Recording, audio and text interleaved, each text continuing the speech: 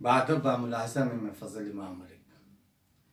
देश में जब संक्रमण फैला कोरोना का, उसी दौर में तबलीगी जमात और दिल्ली के उस मरकज़ को लेकर बहुत सारी बातें सामने आई, बहुत सारी बातें कही गई, बहुत सारे भ्रम फैलाए गए।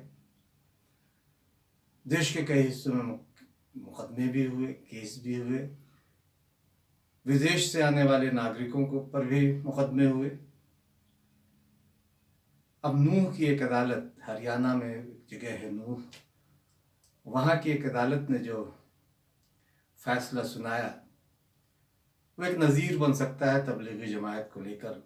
हालांकि ये खबर किसी राष्ट्रीय चैनल या कहें कि मुख्य धारा के चैनल में ये खबर आएगी या दिखाई जाएगी लगता तो नहीं है, लेकिन नूह की एक अदालत ने एक तबलीगी जमात को बहुत बड़ा एक मौका दिया है अपनी बात कहने का, और एक बहुत महत्वपूर्ण फैसला कहा जा सकता है। फैसला सुनाते हुए नूह की अदालत ने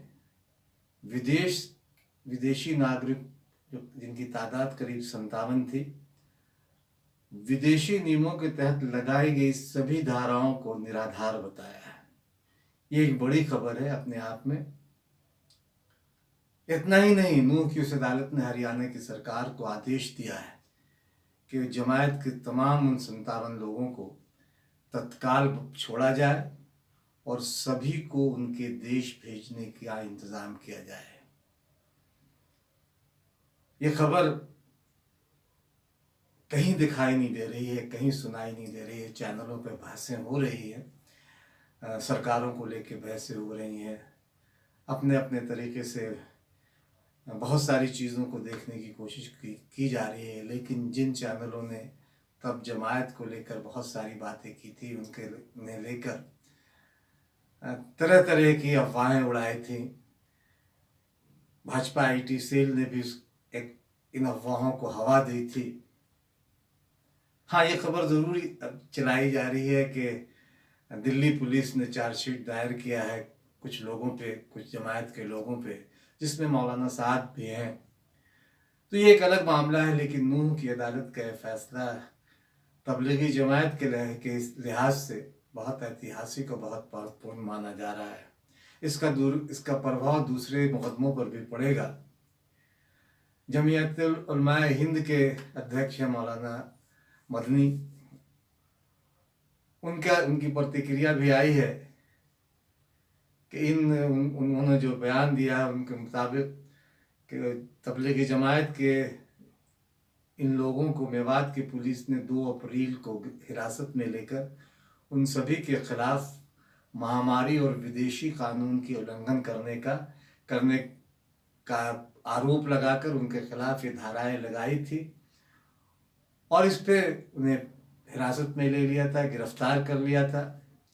अब मेवात की जिला अदालत ने एक बड़ा फैसला सुनाया है और कहा है कि सभी आरोपी एक भारतीय अनुवादक पर धारा 188 के तहत सरकारी आदेश का उल्लंघन करने का आरोपी करार देते हुए सभी पर 1000 रुपये का जुर्माना लगाया, जिसे आरोपियों की ओर से तत्काल जमा कर दिया गया। और अदालत ने विदेशी कानून के तहत लगाई गई सभी धाराओं को निराधार बताते हुए सभी को बरी कर दिया। जाहिर है कि एक बड़ा फैसला है। इन जो विदेशी नागरिक हैं, 57 लोग, इनमें इंडोनेशिया के लोग हैं, श्रीलंका के लोग हैं, दक्षिण अफ्रीका के हैं, बांग्लादेश, थाईलैंड और नेपाल के तबलीगी जमात के लोग शामिल हैं, जिन पे ये धाराएं लगाई गई थी, जिनके खिलाफ मुकदमा दर्ज किया गया था और जिन्हें अब नूह की अदालत ने बरी कर दिया है। तो मौलाना बदनी ने बताया कि जमीयत की तरफ से शौकत अली ने जिरह की अदालत में पक्ष रखा उनका, और फिर अदालत को उनने उनकी दलीलों को मानते हुए उन तमाम 57 विदेशी नागरिकों को तत्काल रिहा करने और उन्हें उनके देश भेजने का फैसला सुनाया। हरियाणा सरकार को जिला अदालत ने आदेश दिया है। मौलाना अरशद मदनी ने कहा कि विदेश के सारे नागरिक जो तबलीगी जमात के सिलसिले तबलीग के सिलसिले में हिंदुस्तान आए थे, वो वैध कागजात के साथ आए थे, नियमों के तहत वीज़ा लेकर आए थे, और ये कोई आज का नया का सिलसिला नहीं है। भारत के कई इलाकों में, कई शहरों में, कई जमातों के साथ सालों से इस तरह तबलीग सीखने और सिखाने के लिए ये लोग आते रहते हैं, विदेश से लोग आते रहते हैं। इसलिए सरकार से को भी चाहिए कि उनके खिलाफ बहुत ज़्यादा कड़ा रुख अपनाना नहीं चाहिए। अरशद मदनी साहब ने कहा कि अदालत ने इन विदेशियों के लिए जो रुख अपनाया है उसे देश के दूसरे हिस्सों या देश के दूसरे राज्यों की अदालतों से भी के लिए भी एक नज़ीर होगी, और देश के दूसरे हिस्सों के में जो मुकदमे हुए हैं विदेशी नागरिकों पर जमात तबलीगी जमात का ताल्लुक जिनसे है, उनके लिए भी अब एक राहत लेकर आया है ये फैसला, और इससे उनके मुकदमे की सुनवाई में भी काफ़ी मदद मिलेगी।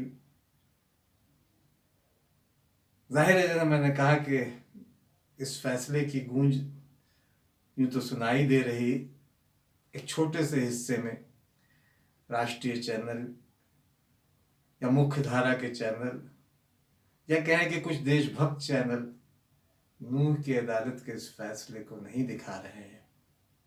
तबलीगी जमात ने जो किया नहीं किया, ये सारी बातें सामने हैं। सरकार भी जिम्मेदार है, तबलीगी जमात के कुछ लोग भी जिम्मेदार हैं, लेकिन सरकार अपनी जिम्मेदारी से पल्ला नहीं झाड़ सकती, और जिस तरह से इसे प्रचारित किया गया वह बड़ा सवाल खड़ा करता है हमारी मीडिया पर, हमारी सरकार पर, हमारे सियासी दलों पर, जो हर मामले को सांप्रदायिक नज़रिए से देखने परखने की कोशिश में जुटे होते हैं। संकट के इस समय में हमें सबका हाथ पकड़ना चाहिए।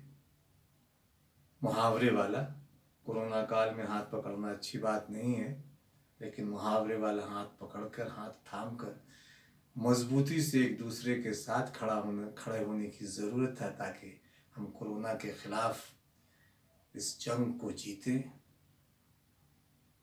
अब तबलीगी जमात के लिए एक राहत की बात है, और जो लोग भर्म झूठ फैला रहे थे उन्हें मुंह की खानी पड़ी है। आपको यह वीडियो अच्छा लगा हो तो इसे लाइक, शेयर और सब्सक्राइब करें।